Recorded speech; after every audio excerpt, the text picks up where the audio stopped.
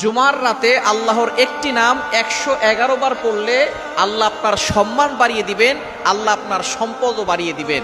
সুতরাং জুমার রাত হচ্ছে বৃহস্পতিবার রাত, অর্থাৎ জুমার দিন যে আসে তার আগের রাত হচ্ছে জুমার রাত। এই রাতে আল্লাহ তাআলা অসংখ্য অগণিত মানুষের গুনাহ খাতাগুলো ক্ষমা করে দেন।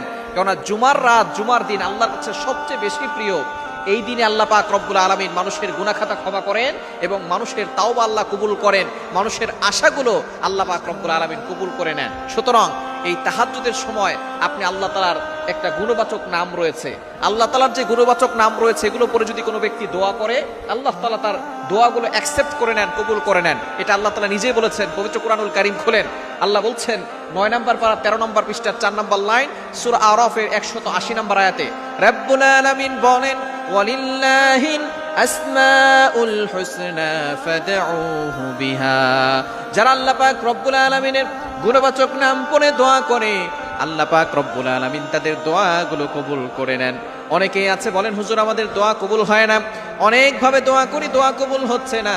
দোয়া কবুলের কিছু সিস্টেম আছে, দোয়া কবুলের সিস্টেম মেনে যদি আপনি দোয়া করতে পারেন, অবশ্যই আল্লাহ তাআলা আপনার দোয়াগুলো কবুল করবেন।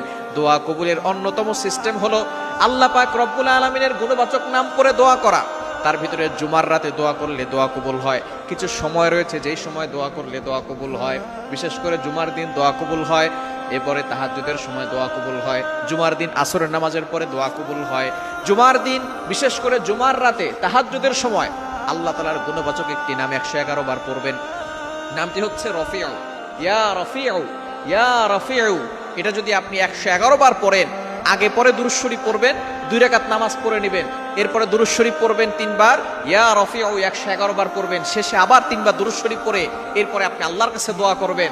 আপনি অভাবে পড়ে গেছেন, বিপদে পড়ে গেছেন, টেনশনে পড়ে গেছেন, সন্তান কথা শুনে না, এরপরে আপনার সন্তান বাধ্য হয় না, সন্তানের ভিসা হচ্ছে না, বিদেশে গিয়ে কোনো কাজ হচ্ছে না, সংসারে অশান্তি, যত ধরনের সমস্যা আছে আল্লাহ পাক রব্বুল আলামিন সকল সমস্যা দূর করে দিবেন।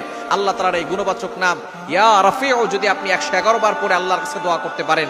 সুতরাং জুমার রাত হেলায় খেলা নষ্ট করবেন না।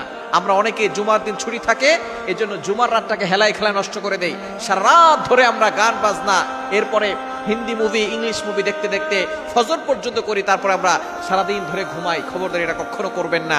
অবশ্যই জুমার রাতটা যে রাতে দোয়া কবুল হয় সে রাতে আমল করবেন, দেখবেন আল্লাহ তাআলা আপনার সকল চাওয়া পাওয়াগুলো কবুল করে নেবেন।